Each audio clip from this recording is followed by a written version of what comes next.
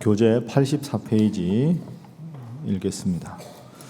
3장에서도 여러 교회들에 대한 그리스도의 메시지가 계속됩니다. 사대교회에 대해서는 강한 책망으로 시작합니다.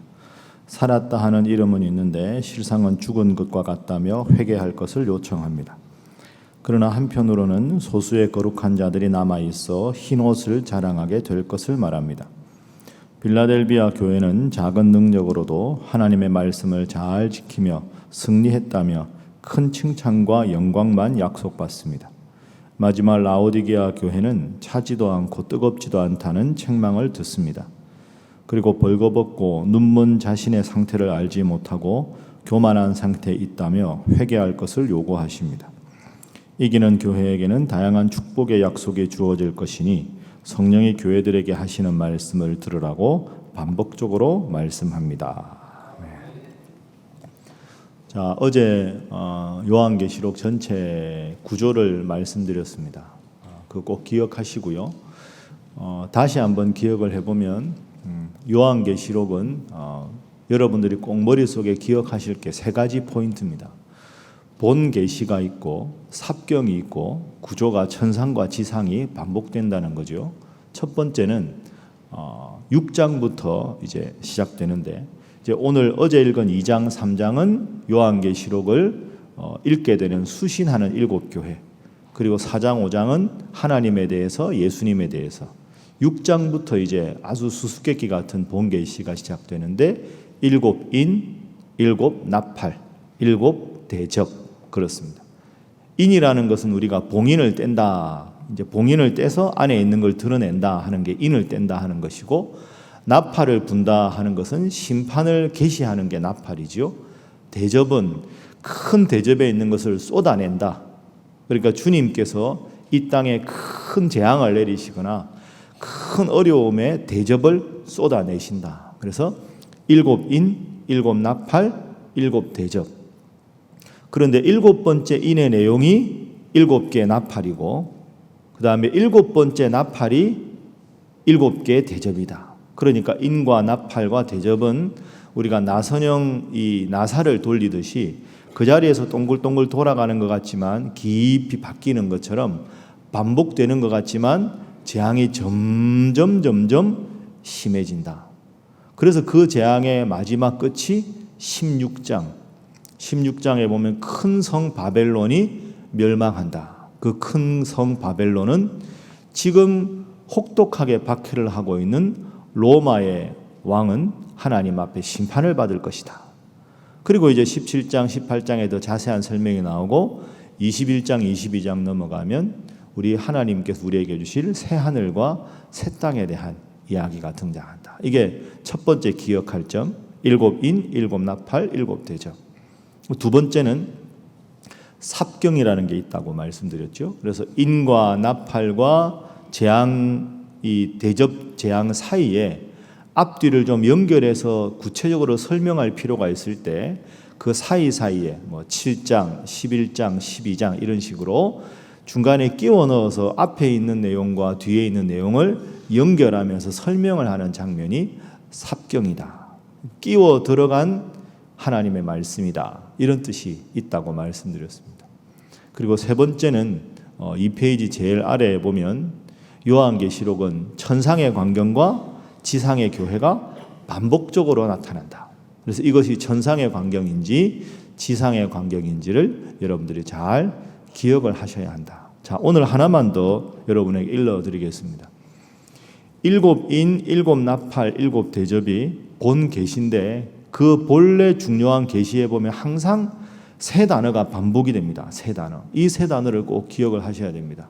한번 따라 하시죠. 박해, 심판, 구원. 이게 계속 반복됩니다. 그러니까 하나님을 잘 믿는 교회도 박해를 받을 것이다. 그러나 결국 하나님께서는 박해하는 자들을 심판하시고 박해받는 하나님의 백성을 구원하실 것이다. 그러니까 여러분이 계시록을 읽다 보면 아주 수수께끼 같은 표현이 많은데 그 모든 표현 속에 담겨 있는 세 가지 키워드는 예수님 잘 믿어도 박해를 받는다. 그러나 하나님은 결국 박해하는 자들을 심판하시고 박해받는 우리를 구원하신다. 박해, 심판, 구원. 요 세 단어가 일곱인, 일곱나팔, 일곱대접에 계속 반복되고 요한계시록 후반부에 가면 갈수록 하나님 잘 믿고 예수님을 믿는 우리를 결국 구원하신다. 이 주제가 핵심이다. 그래서 요한계시록의 가장 중요한 주제는 멸망과 심판이 아니라 위로와 구원의 희망이다. 그래서 계시록은 부담스럽게 읽는 책이 아니라 그 어떤 상황에서도 주님 나를 지키신다는 기쁨과 감사함으로 읽으셔야 한다. 이렇게 기억을 하시면 되겠습니다. 자, 어제 읽은 말씀 2장, 오늘 읽은 말씀 3장은 일곱 교회에 주신 말씀입니다. 일곱 교회는 여러분들이 스쳐 읽지 마시고 댁에 돌아가셔서 2장, 3장을 연속으로 읽으시면 이 일곱 교회는 내 신앙의 모습, 우리 교회의 모습이 그대로 투영이 되어 있습니다. 그래서 어제 말씀드린 대로 그냥 사도 요한이 목회하던 7개 특정 교회가 아니라 지구상에 있는 모든 교회의 훌륭한 점과 부족한 점, 주님이 칭찬할 점과 주님이 꾸짖을 점이 다 7 대표적인 교회 속에 녹아 있다. 그래서 우리가 2장, 3장을 읽을 때마다 내 모습 속의 부족한 점, 내 모습 속에 주님께서 칭찬하실 점이 무엇인지를 본문 말씀에 비추어서 함께 읽어야 한다. 이렇게 말씀을 드렸습니다. 자, 그런 의미에서 우리 7 교회를 다 볼 수는 없고 한 교회의 모습만 가지고 우리가 잠시 생각해 보겠습니다. 우리가 어제 읽은 말씀인데요. 2장 1절부터 7절까지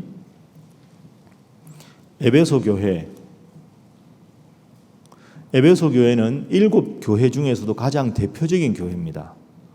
그래서 이름도 제일 먼저 나오고요. 규모도 제일 크고 도시도 제일 큰 도시입니다. 자, 2장 1절부터 7절까지 말씀에 보면 에베소 교회가 잘한 점이 있고 부족한 점이 있고 해결책이 있습니다. 잘한 점, 부족한 점, 해결책. 자, 잘한 점은 뭐냐? 2절과 3절입니다. 자, 2절, 3절 함께 읽어봅니다. 시작. 내가 내 행위와 수고와 내 인내를 알고 또 악한 자들을 용납하지 아니한 것과 자칭 사도라 하되 아닌 자들을 시험하여 그의 거짓된 것을 내가 드러낸 것과 또 내가 참고 내 이름을 위하여 견디고 게으르지 아니한 것을 내가 아노라. 아멘. 에베소 교회는 참 훌륭한 교회였습니다. 훌륭한 점이 참 많지요. 2절에 내가 내 행위와 신앙의 행위를 말합니다. 이게 원문에 보면 복수형으로 되어 있습니다. 그러니까 하나님 앞에 교회가 하는 행동이 하나만 칭찬받는 게 아니라 하는 것마다 하나님 앞에 칭찬받았던 교회. 수고도 있고 주님을 향한 인내, 악한 자들을 용납하지 않은 것, 이단들을 떨쳐낸 것, 3절에 참은 것, 주님의 이름을 위해서 견디고 게으르지 않은 것. 참 칭찬할 게 많지요. 또 있습니다. 6절 말씀에 보면 니골라당의 행위를 미워했다. 이 초대교회 대표적인 이단이었습니다. 그러니까 이단을 탁 배척하고 바른 믿음을 지킨 교회. 그러니까 여러분, 소아시아 7 교회 중에서 가장 모범적인 교회는 사실 에베소 교회였습니다. 잘한 게 제일 많은 교회입니다. 잘못한 게 있습니다. 잘못한 것 우리가 잘 아시죠? 자, 4절 말씀 함께 읽습니다. 시작. 그러나 너를 책망할 것이 있나니 너의 처음 사랑을 버렸느니라. 아멘. 이게 아주 가슴 아픈 일입니다. 주님에 대한 처음 사랑을 잃어버렸다. 여러분, 에베소 교회가 제일 먼저 등장한 이유가 있습니다. 그건 우리가 2장 3장을 읽을 때 우리가 빠지기 가장 쉬운 죄가 에베소 교회가 빠진 죄라는 거죠. 4절 말씀. 주님에 대한 첫사랑을 잃어버렸다. 자, 그러면 2절과 3절과 6절에 칭찬하고 4절에 책망하고 비유를 생각해 보면 첫사랑 이런 거 하나밖에 없습니다. 2절과 3절과 6절에 잘한 게 얼마나 많습니까? 그런데 하나님은 잘못한 거 하나와 잘한 것 여러 개 있는데 이거 괜찮다, 잘한 거 많으니까 그렇게 말씀하지 않습니다. 자, 7절 말씀 보십시오. 죄송합니다. 5절 말씀 보겠습니다. 5절 시작. 그러므로 어디서 떨어졌는지를 생각하고 회개하여 처음 행위를 가지라. 만일 그러하지 아니하고 회개하지 아니하면 내가 내게 가서 내 촛대를 그 자리에서 옮기리라. 아멘. 촛대는 요한계시록에서 구원을 뜻합니다. 촛대. 자, 다시 봅니다. 잘한 게 엄청나게 많습니다. 수십 가지입니다. 복수형이니까. 잘못한 거 하나입니다. 첫사랑을 잃어버렸다. 그런데 주님이 뭐라고 하십니까? 촛대를 옮기겠다는 말은 너희 에베소 교회를 구원받지 못하게 하겠다. 그러니까 주님은 잘한 것과 잘못한 것의 숫자를 견주지 않습니다. 주님을 향한 사랑이 없으면 잘한 것 다 필요 없다. 이게 고린도전서 13장 사랑장하고 연결이 되는 거죠. 촛대를 옮기겠다. 너희를 구원받지 못하게 하겠다. 주님에 대한 사랑이 신앙의 핵심이라는 겁니다. 그런데 이게 분석을 한번 해보면 여러분, 왜 에베소 교회가 이렇게 됐을까요? 가만히 살펴보면 이유가 있습니다. 그 이유가 뭐냐?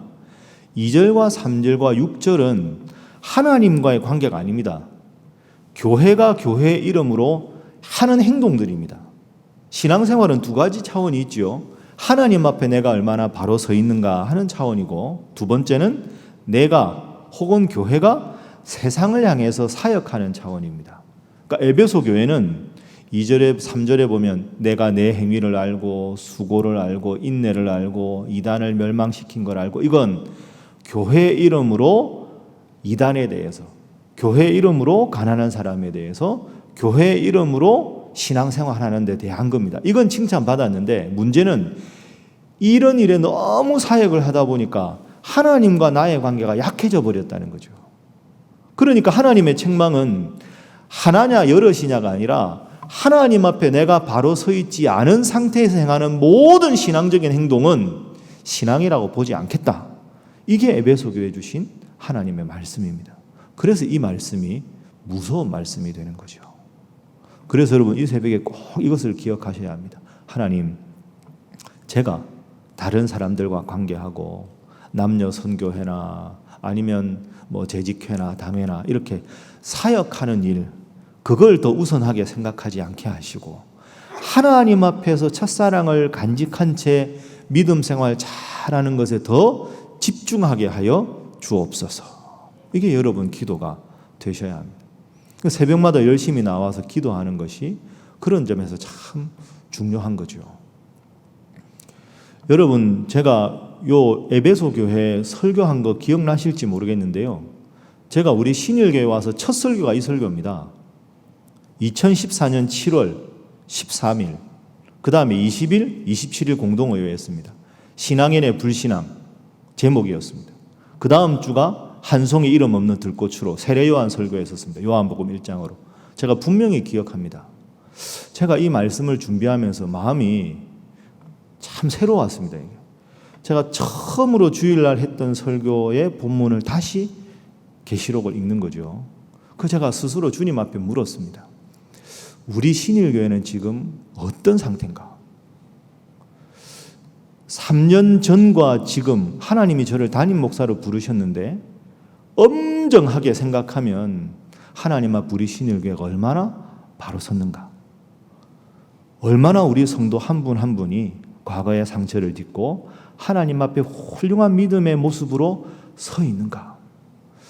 그 여러분, 저한테는 이게 아주 심각한 질문이거든요. 왜냐하면 하나님이 저를 담임 목사로 부르셨으니까 하나님이 저한테 뭘 묻기를 원하시는 게 이 제목 아니겠습니까? 배요한 목사, 내가 너를 신일교회로 불렀다. 너는 얼마나 목회를 지금 성도들이 이 중심을 잡고 잘할 수 있도록 얼마나 노력했느냐? 너의 성적표는 내 앞에 뭐라고 생각하느냐? 이 질문을 하면 제가 무슨 대답을 하나님 앞에 드릴 수 있을까? 이 생각을 계속 이제 엊그제부터 지금까지 하고 있습니다.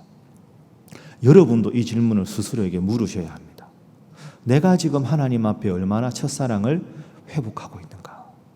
그래서 이걸 오늘 우리에게 적용을 해보면 아까 말씀드린 것과 똑같습니다. 여러분, 사역 잘하는 게 중요한 게 아닙니다. 여러분이 맡겨 있는 교회 내 사역을 얼마나 열심히 하는가, 그게 하나님 관심이 아닙니다.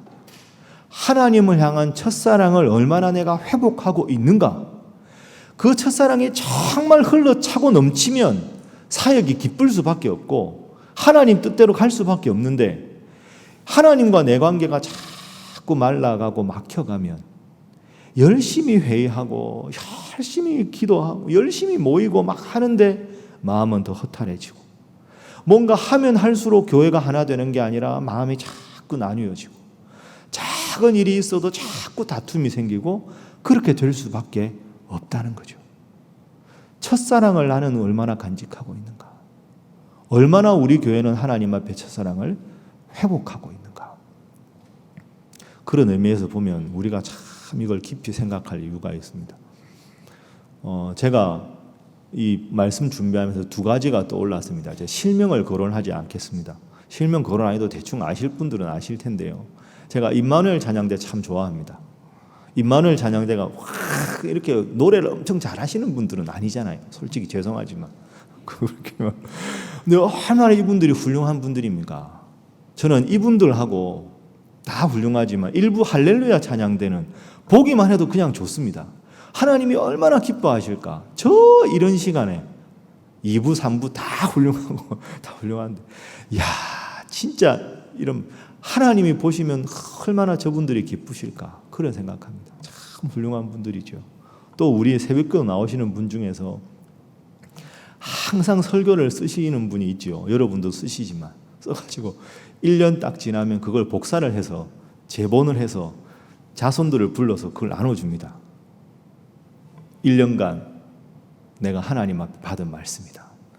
여러분 그 자손들이 아버지가 그죠? 아버지라 그랬는데 어머니라고 말해야 돼. 아버지라고 그랬으니까 대충 아버지가 그 1년간 새벽기도 본문 다 한 거를 딱 정리해가지고 그걸 딱 아들들한테 자손들한테 주면 그 자손들이 신앙생활을 어떻게 안 할 수가 있겠습니까? 야, 우리 아버지가 우리 어머니가 그렇게 새벽기도 늘 나오시는데 우리 가정에 하나님 앞에 복받은 가정이 이거구나.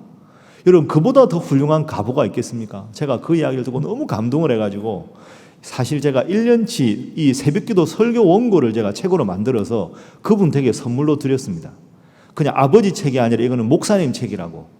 여러분 달라 그래도 안 줄 거니까요. 다 줘야 되잖아요. 그 제가 너무 감동해서 그 책을 만들어서 아예 제 원고 자체를 드렸습니다. 참 훌륭하지 않습니까? 여러분도 할 수 있습니다. 제가 이런 생각해 봅니다. 우리 말씀과 함께 하잖아요.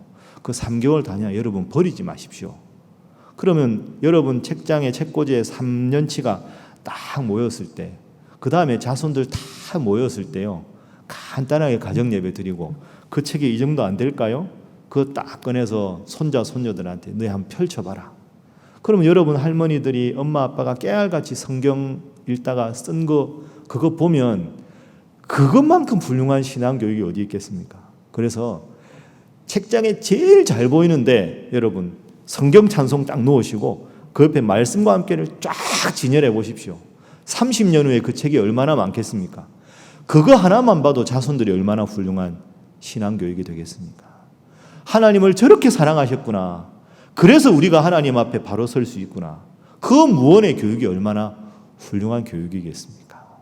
말씀 정리하겠습니다. 하나님을 향한 처음 사랑을 회복하는 것. 그게 여러분 모두에게 하나님 주신 필생의 사명으로 생각하시기를 주님 이름으로 축복합니다. 그래서 새벽마다 열심히 기도하시고 항상 사역 이전에 하나님 앞에 내가 얼마나 뜨거운 마음으로 사랑하는가 그 마음들 살피셔서 주님 앞에 칭찬받고 충성스러운 종이라 인정받는 여러분 되시기를 주님 이름으로 축복합니다. 함께 기도하겠습니다. 하나님, 요한계시록 말씀을 읽을 때 지혜로 깨달음을 허락하여 주옵소서. 많은 사역을 하기 전에 주님을 향한 첫사랑을 회복하고 주님 사랑하는 마음으로 뜨겁게 믿음 생활하게 하여 주시옵소서. 오늘 금요 오순절 집회 가운데도 함께 하시고 여름입니다. 많이 흩어져 있는 우리 모든 성도들 휴가 중에 있든지 병환 중에 있든지 눈동자같이 지키시고 인도하셔서 신앙의 열정이 약해지지 않게 하여 주옵소서. 각자를 위해서 교회를 위해서 함께 기도하겠습니다. 주여 믿습니다. 주여 믿습니다. 주여 믿습니다.